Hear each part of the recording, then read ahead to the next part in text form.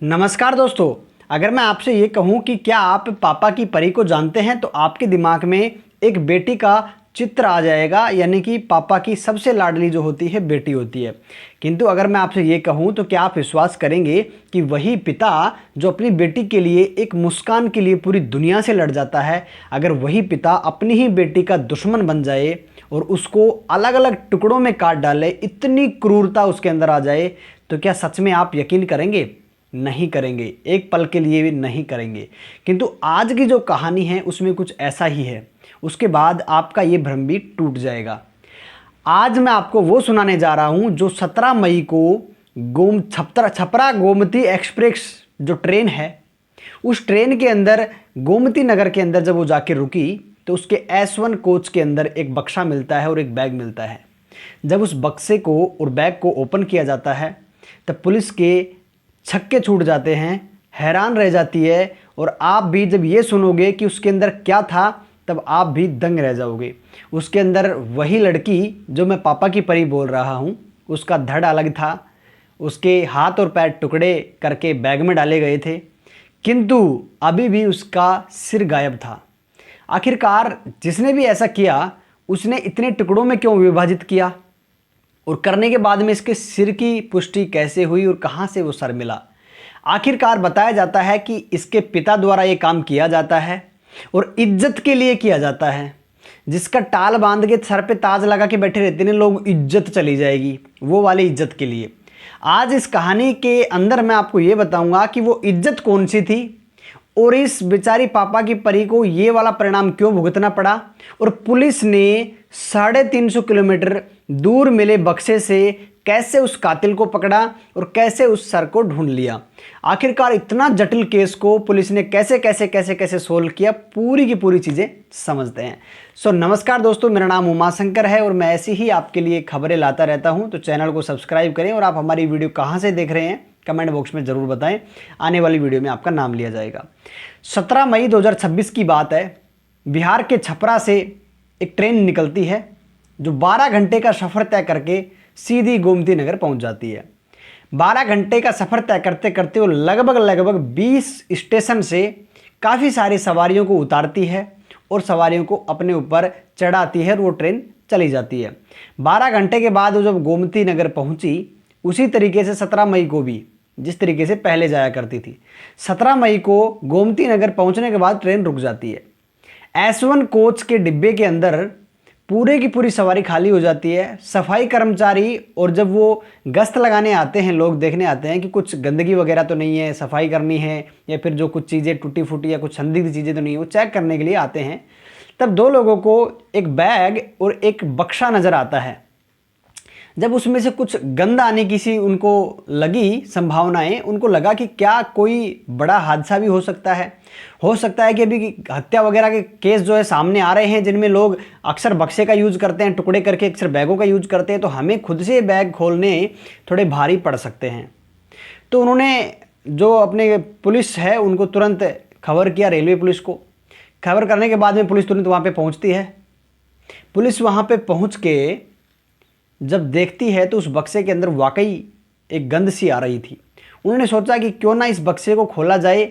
वहीं पे on video recording उस बक्से को खोला जाता है, लेकिन खोलने से पहले उसका एक ताला तोड़ना बहुत ज़रूरी था। एक हथौड़ा छेने का प्रयोग करते हुए उस ताले को तोड़ा जाता है और जैसे ही बक्सा खुलता है उसके अंदर एक पॉलीथीन के अंदर पैक था एक ऐसा सामान जिसको हम सामान नहीं कहेंगे। शुरुआत में लगा कि कुछ सामान होगा, किंतु जैसे ही इस पॉलीथीन को बाहर निकाला गया तो महसूस हो गया ये किसी युवा लड़की का धड़ है, जिसके ऊपर हाथ नहीं है और पैर नहीं है और सर तो गायब ही है, और बीच बीच का हिस्सा जिसमें कुछ बॉडी पार्ट्स को अंदाज़ा लगा के पता लगा लिया गया था कि ये एक लड़की का शरीर है, वो भी एक युवा लड़की का। अब पुलिस के पूरे छक्के छूट गए, हैरान हो गई, और पुलिस इस चीज़ को देख के कि आखिरकार ये लड़की और इतनी जवान लड़की का किसने ऐसा काम किया होगा। पुलिस के मन में भी काफ़ी सवाल थे, आसपास के लोगों के भी जो है पैर हाथ पैर कांपने लगे थे कि ये आखिरकार किसने किया, कौन होगी, कहाँ से आई होगी, अब रेल में कहाँ से आई। फिर भी पुलिस ने उस बैग को ओपन करवाया तो उसके अंदर हाथ और पैर मिल जाते हैं। आप उस इंसान की क्रूरता देखिए जिसने अपनी ही बेटी का इस तरीके से टुकड़ा किया और कहां कहां पहुंचाया, लेकिन सर गायब था। बॉडी के 2 हिस्से कंप्लीट हो चुके थे, हाथ पैर और धड़ मिल चुका था, अब सर नहीं है, और बिना सर के पहचान करना बड़ा मुश्किल है। उसके साथ ना कोई डॉक्यूमेंट्स था, ना कुछ ऐसी पहचान थी कि उसकी पहचान की जा सके। उसको बुरी तरीके से पीटा गया, काटा गया था। अब पुलिस ने सोचा कि ये तो बड़ा पंगा वाला केस हो गया, उसको उठाया और पोस्टमार्टम के लिए भेजा, उसको हॉस्पिटल भेजा गया। लेकिन अब उनके सामने एक ऐसा केस सामने आ चुका था कि जिसकी कोई पहचान नहीं, जिसके पास कोई सबूत नहीं, कोई प्रूफ नहीं, वहां से उनको कुछ नहीं मिलता है। वो पूरे के पूरे उस S1 कोच को सील कर देते हैं क्राइम सीन के लिए। वहां से इन्वेस्टिगेशन, कुछ फॉरेंसिक लैब के कुछ उठा सके सैंपल वगैरह। अब पुलिस ने डिसीजन लिया कि चलो इस केस को सोल्व करना है। अब केस को कैसे सोल्व किया जाता है वो आप देखिए कि कैसे स्टेप बाय स्टेप हम आगे बढ़ेंगे। तो आप सोचिए, अगर हमें वहाँ पे ये बॉडी मिलती है तो हम सबसे पहले क्या करेंगे, क्योंकि ट्रेन में यात्री आते हैं और उतरते हैं, तो सबसे पहले जहाँ पे वो गोमती नगर में ट्रेन रुकी है वहाँ पे उसको कौन कौन उतरा है वो चीज़ें हम देखेंगे। अब चूंकि वहाँ पे तो बैग अंदर छोड़ दिया गया है, तो अगर कोई बाहर भी आएगा तो ये पता नहीं चलेगा कि इसमें से कौन कौन बाहर आया है और ये बैग किसका था, क्योंकि बैग तो अंदर रह गया और ट्रेन के अंदर तो कैमराज होते नहीं है। फिर भी पुलिस ने बाहर के CCTV फुटेज जो है चेक करे, लेकिन उसमें उनको कुछ खास मिलता नहीं है। जितने भी पैसेंजर थे उनकी आइडेंटिफिकेशन किया, उनकी टिकट चेक किया, कौन कहाँ पे गया कहाँ नहीं गया, वो सारी चीज़ों की पुष्टि करी। उन्होंने सोचा कि कुछ ऐसे हाथ नहीं लगेगा, क्योंकि यहाँ पे तो बैग को छोड़ा गया है। क्यों, अगर यहाँ पे बैग छोड़ा है तो व्यक्ति यहाँ नहीं उतरा होगा, और पॉसिबिलिटीज है कि उतरा भी होगा। लेकिन अब हमें बैग चलना होगा जहां पे इन बैगों को लेकर वो चढ़ा था, क्योंकि यहाँ पे किसका ये बैग है इसकी पुष्टि तब होगी जब वो बैग को लेके हमें चढ़ता हुआ नजर आएगा। अगर वो व्यक्ति की पहचान हो गई तो यहाँ उतरा होगा तो हम तुरंत पहचान लेंगे, उसके बाद में उसको ट्रैक करेंगे। तो पुलिस ने सोचा कि अब कहाँ से शुरू करें, क्या वापस से सीधे छपरा के पास चले जाएं बिहार के अंदर? नहीं, हम एक काम करते हैं, हम रिवर्स चलते हैं, गोमती नगर से जस्ट पिछले वाले स्टेशन पे चलते हैं, क्योंकि लगभग पूरे 20 स्टेशन कंप्लीट करती है ये, और 12 घंटे का सफ़र तय करती है। और 12 घंटे के अंदर 20 स्टेशन पे कितने सारे CCTV कैमराज होंगे, कितनी सवारियां उतरती होंगी, कितनी चढ़ती होंगी। पुलिस के लिए एक चैलेंज तो था। पुलिस ने अलग अलग टीमें गठित करी और वहाँ से इन्वेस्टिगेशन चालू कर दिया। उस डब्बे को सील कर दिया ताकि कोई सवारी उसके अंदर चढ़ ना सके और क्राइम सीन बचा रहे। अब वहाँ से पुलिस निकली और रिवर्स चलना शुरू कर दिया, पिछले वाले स्टेशन पे आई और वहाँ के CCTV फुटेज चेक किया, काफ़ी सारे सवारियों को नोटिस किया, लेकिन कुछ हाथ नहीं लगा। 1 दिन 2 दिन 3 दिन 4 दिन 5 दिन, काफ़ी दिनों के बाद में उन्होंने पूरे 800 CCTVs कैमरा चेक करे, लॉट ऑफ फोटोज उन्होंने चेक करी। काफ़ी सारी मेहनत करने के बाद में उन्हें एक संदिग्ध अवस्था में ये वाले बैग और बक्सा नजर आ गए। 3 लोग इनको उठा के ला रहे हैं। जैसे ही उनको ये पता चला, अब उनके कान खड़े हो गए कि भाई अब केस सोल्व हो जाएगा।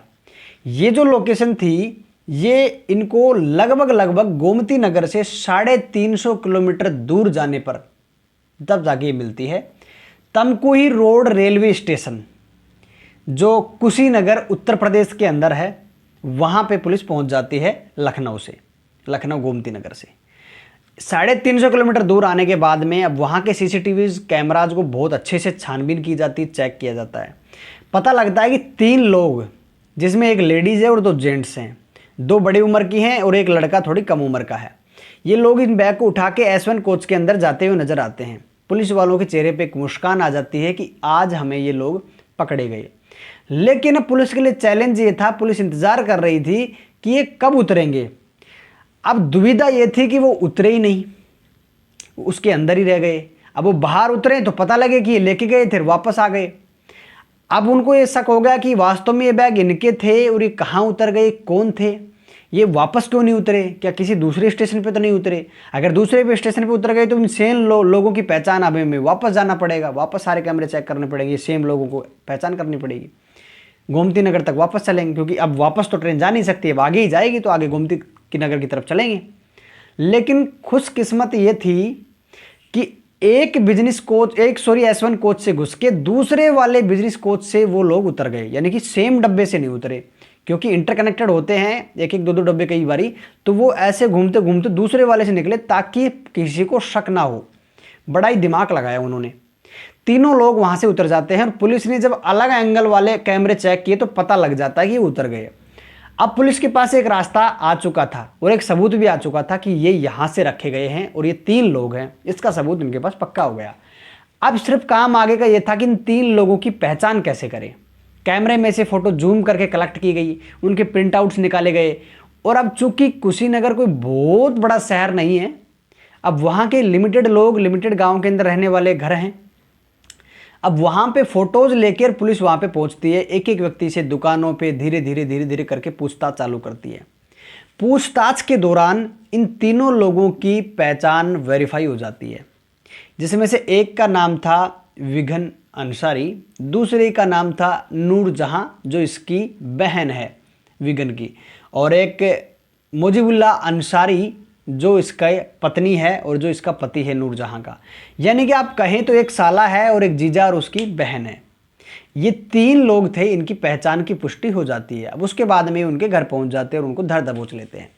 उनको अरेस्ट किया जाता है और पूछा जाता है कि हाँ जी भाई बताओ, तुम लोग एक बक्सा और एक बैग लेके गए थे, आखिरकार वो बैग और बक्सा किसका है, ये फोटो देखो और ये बैग देखो।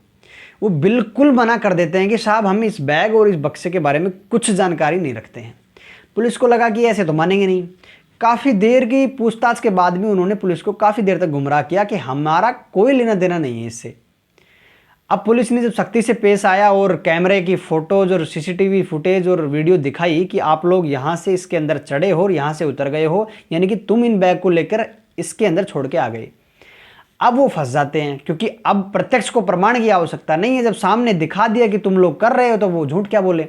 अब वो फंस जाते हैं और टूट जाते हैं लास्ट में।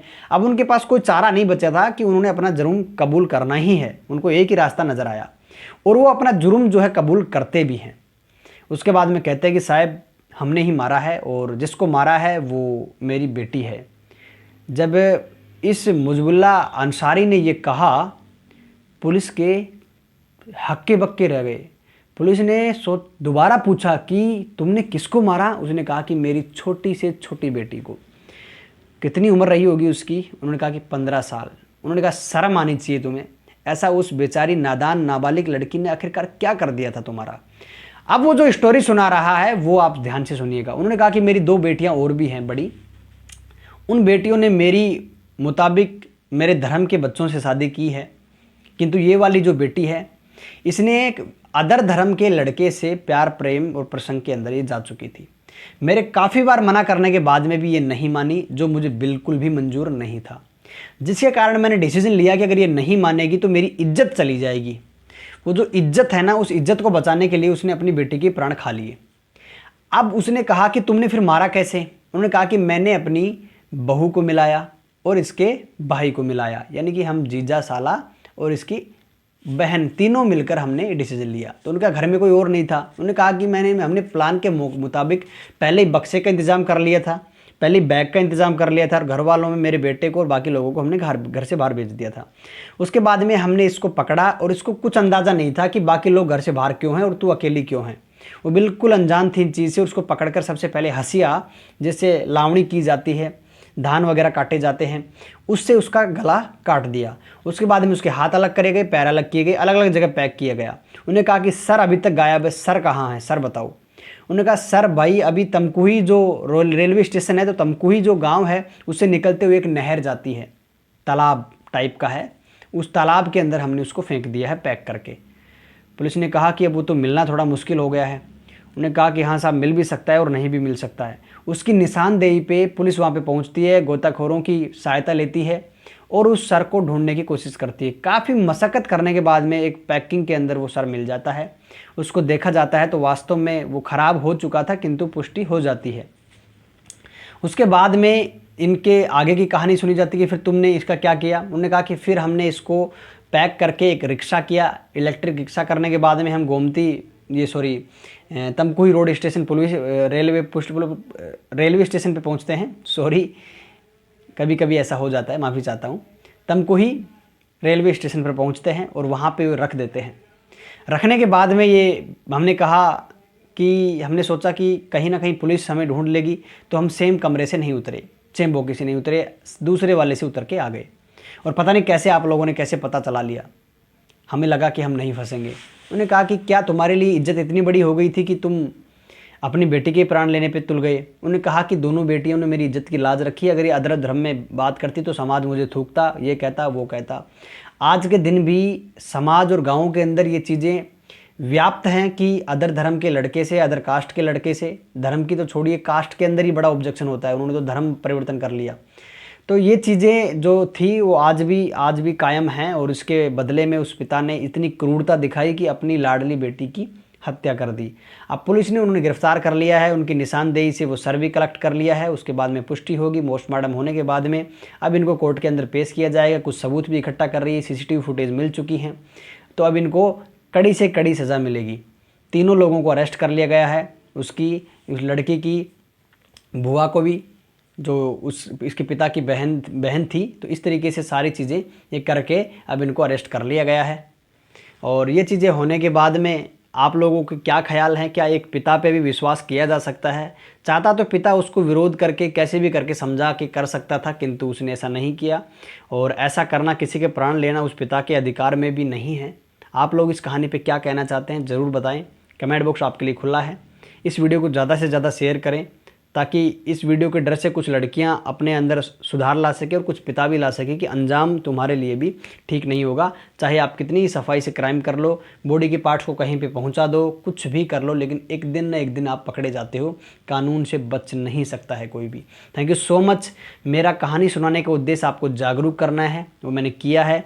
आप लोग का एक काम है कि वीडियो को लाइक करें, चैनल सब्सक्राइब करें और इस वीडियो को शेयर करें। Thank you so much. मिलते हैं किसी नेक्स्ट वीडियो में। आपका मुझे बहुत प्यार और सपोर्ट मिला, इसके लिए thank you so much. Love you guys. जय श्री राम।